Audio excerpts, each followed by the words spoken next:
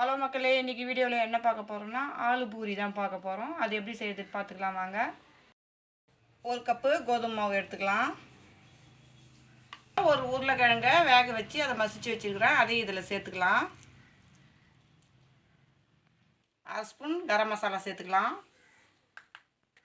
1 spoon மல்லித்தூள் சேர்த்துக்கலாம். 1/2 spoon தனி மிளகாத்தூள் சேர்த்துக்கலாம். 1/4 டீஸ்பூன் உப்பு சேர்த்துக்கலாம்.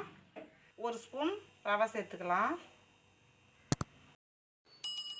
ஜீரகம் 1/2 ஸ்பூன் சேர்த்துக்கலாம். மல்லித்தழையை சேர்த்துக்கலாம். இப்போ இதை நல்லா நம்ம பிசைஞ்சிக்கலாம், தண்ணி சேர்க்காம. நல்லா கட்டி இல்லாமல் உருளைக்கிழங்க நல்லா மசிச்சு வச்சுக்கோங்க.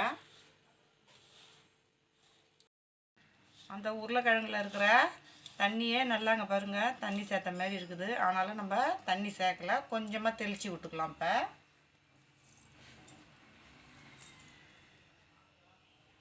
கொஞ்சமாக தண்ணியை தெளித்து நம்ம பிசைஞ்சிக்கலாம். அதை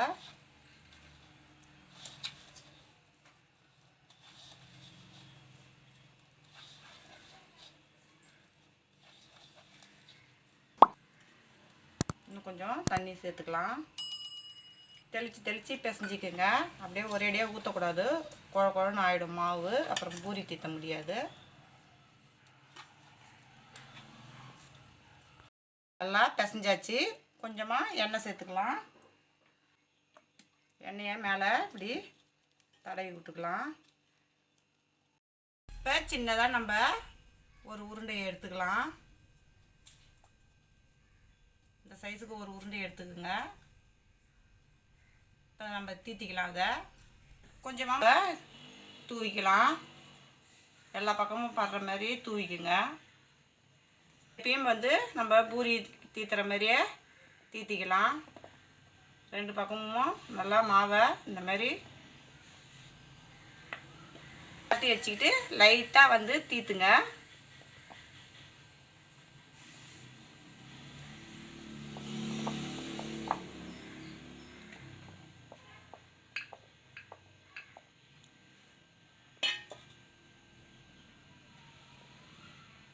இந்த மாதிரி தீத்திக்குங்க. கொஞ்சம் மாவு தூவிக்கலாம். இன்னொன்னையும் அதே மாதிரி தீத்திக்கலாம். நம்ம மாவு பக்குவமாக பிசைஞ்சிருந்தா இந்த மாதிரி விரிசல்லாம் வராது. நான் சொன்ன அளவே போடுங்க, உங்களுக்கும் இதே மாதிரி சூப்பராக வரும்.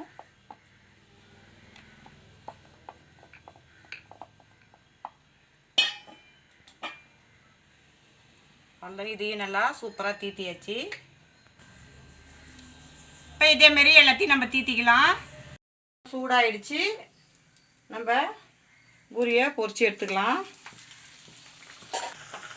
நல்லா கரண்டி விட்டு இப்படி நல்லா ப்ரெஸ் பண்ணுங்க. அப்போ தான் எல்லா பக்கமும் நல்லா வெந்து வரும்.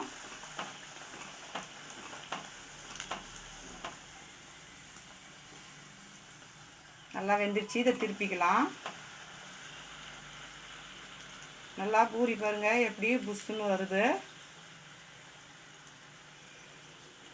இது நல்லா வெந்துடுச்சு. இதை எடுத்துக்கலாம். ஒன்று பொரிச்சு எடுத்துக்கலாம்.